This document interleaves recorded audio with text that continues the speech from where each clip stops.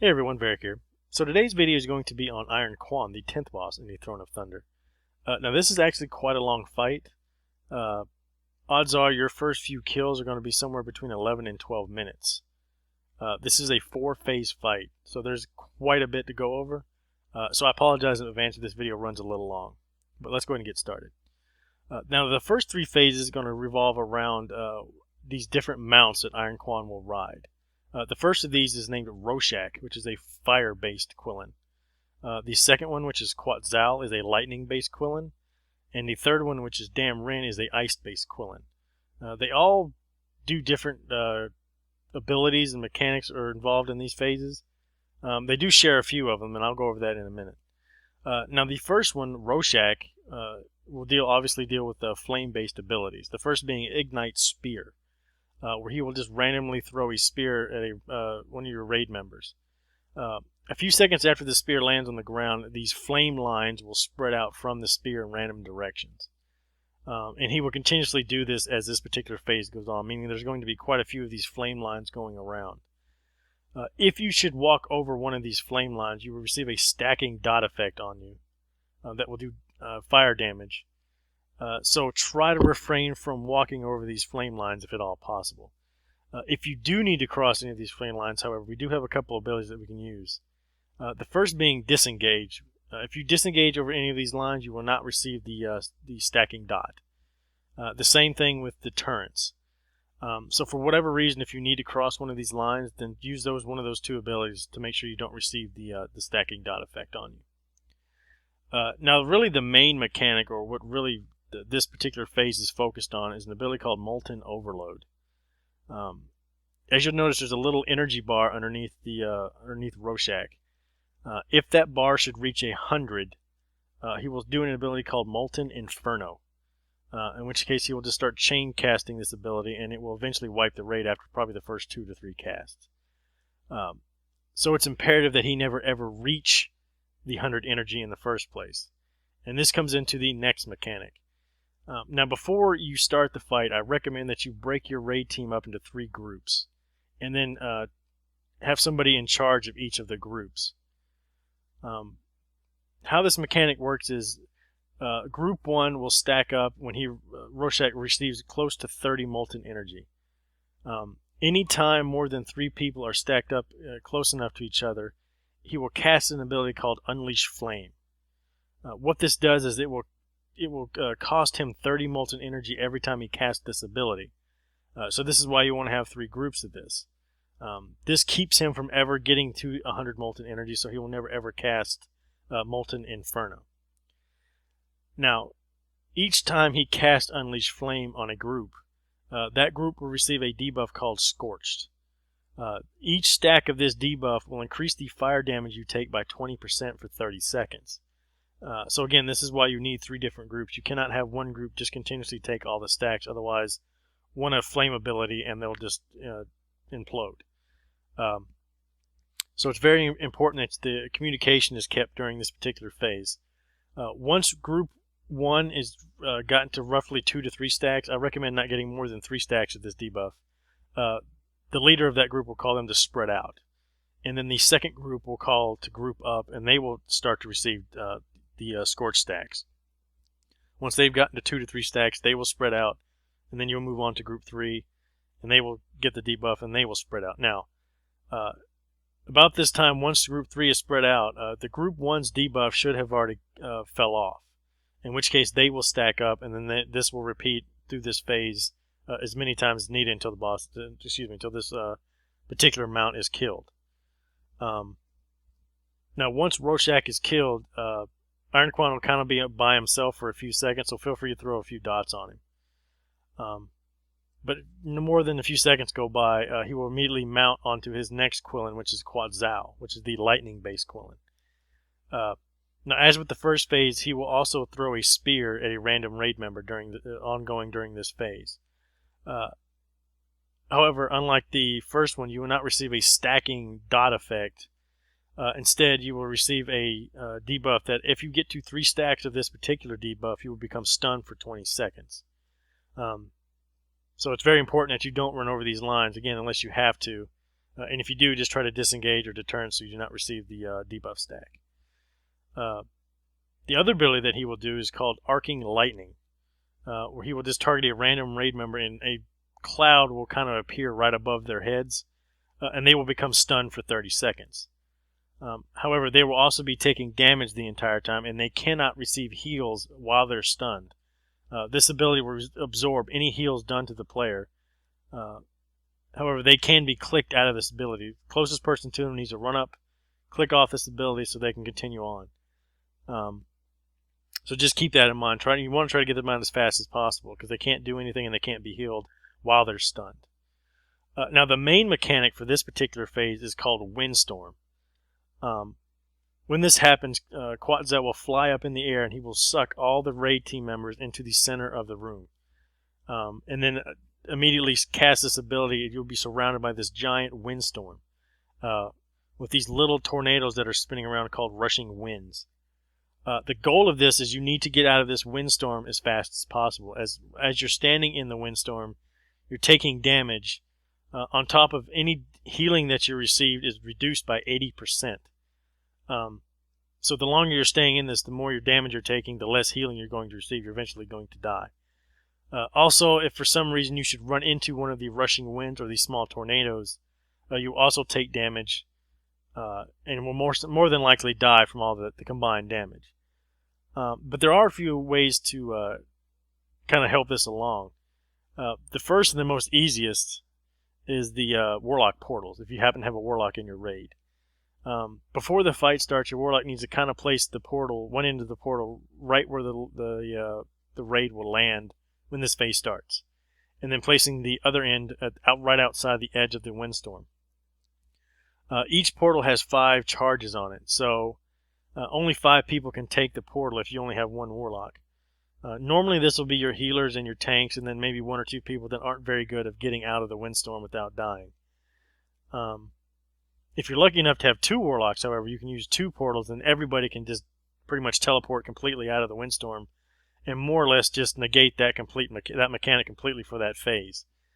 So it's actually very nice to have a couple Warlocks for that fight. However, if you don't have Warlocks or you don't have a chance to take the portal, then you're just going to have to run out of the windstorm. Now, as I said before, you're going to be taking damage the entire time you're in here, and you're also going to be receiving 80% reduced healing while you're in here. However, you can cast deterrents to kind of mitigate some of the damage you're receiving, to buy you maybe a couple extra seconds while you're trying to run out. However, you still don't want to run into any of the tornadoes, because if you're picked up by one of the tornadoes, it will just spin you around and stun you for a few seconds and then spit you back out, which kind of takes up valuable time as you're trying to get out of this giant windstorm. You can also disengage out if you're close enough to the edge. However, just be very careful that you don't disengage into one of the tornadoes, as you'll see I kind of stupidly did during this fight. I have successfully disengaged out of this a few times. This particular time I just wasn't paying attention like I should have been. So it is a tactic you can use. Just be very mindful of where you're disengaging to. Now this particular phase will last about 20 seconds. Once 20 seconds go by, the windstorm will go away. However, some of the little tornadoes will still kind of stay behind. And then Quetzal will land, and then you'll continue on with the rest of the fight. Now also keep in mind is once Windstorm is over and Quetzal is landed, some of these tornadoes have a tendency to chase after random raid members. It can be kind of annoying because they will chase you for a few seconds. So just kind of be watchful of the tornadoes. Every now and then they will come after you. But for the most part, they usually just stay where they're at. But it has happened a few times to us where the tornadoes will just chase somebody for 5 or 10 seconds. It's kind of annoying, but just kind of keep an eye out for it. Now, once the first windstorm is over, you go back to having to deal with the Thunder Spear and then the Arcing Lightning. So just try not to run over the lines, and if you see anybody that's stunned by the lightning effect, just click on them to get them out of the stun. Now, again, your first few times, depending on your raid DPS, you may have to do 2 phases of the windstorm, possibly 3 if your DPS is low enough. So it does become kind of imperative that you get good practice on this phase if you don't have a Warlock or if you're not taking one of the Warlock's portals. Now, once Quetzal is down, he will mount up on Dam Rin, which is the ice-based Quillen. Now, as far as mechanics go, this is actually the easiest of the three phases.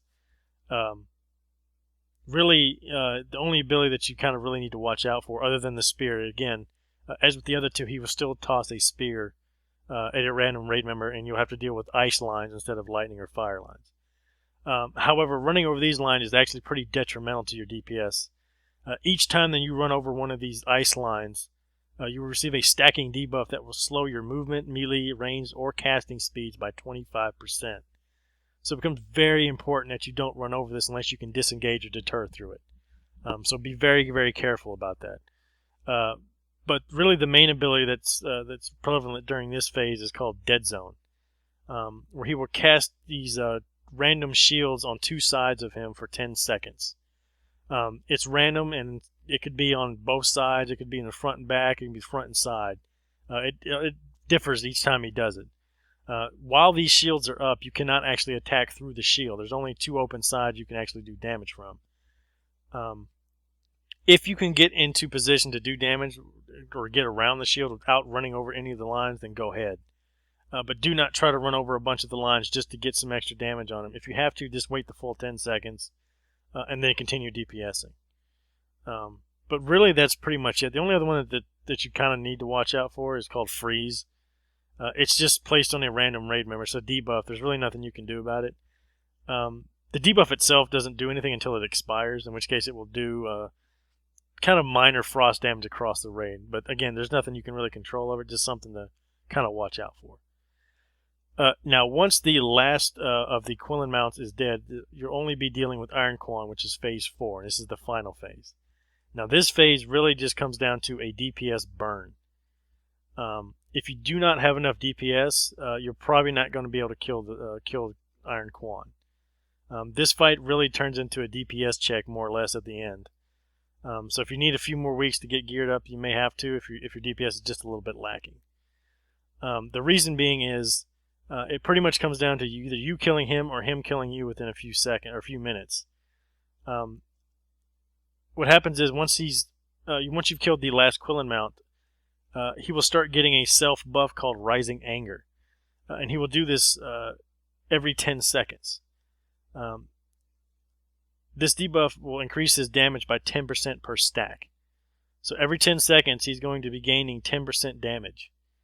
And this is going to start to really hurt, and it's mainly tied to one of his abilities called Fist Smash.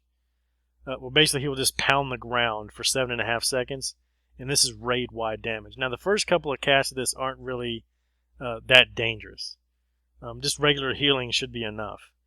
However, once he starts doing the third, fourth, and so on Fist Smash, the raid-wide damage is going to start to become pretty significant. And this is where your healers are really going to have to start rotating, healing cooldowns and stuff like that. You do have kind of an oh shit button, however. If you're kind of later into the phase and he's starting to really put the pain in, you can use deterrence to mitigate the damage completely. But keep in mind it's only a 5-second deterrence to a 7.5 second cast, so you're still going to take some damage. But if it looks like you're about to die, go ahead and cast deterrence to buy yourself some time to either Hellstone or let your healers get you up before the last couple of seconds tick off. But again, this becomes a race against time, because once he starts casting, the ladder Fist Smashes, your healer is just not going to be able to keep up with the damage. So again, this becomes a DPS race. You really have to kill him before he gets too far down. Otherwise, you're just going to wipe. But that's pretty much it for the fight. Again, it is kind of a longer fight, and there is quite a lot of stuff going on. But really, it boils down to just not running over any of the lines unless it's absolutely necessary. If you do have to run over it, just try to disengage or deterrence if you need to. Try to get practice at running out of the Windstorm during the second phase. Make sure you're really good at stacking up during the first phase for the fire, for the Scorch buff or debuff.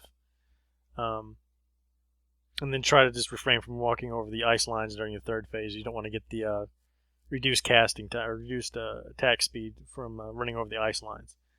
And then, of course, the fourth phase is just where you want to blow all your cooldowns, heroism, bloodlust, whatever. Again, it just becomes a race against time. But that's pretty much it. Hopefully the video was helpful. If you have any questions, concerns, complaints, just leave them in the comments down below. But as always, I appreciate you guys watching, and I will see you later.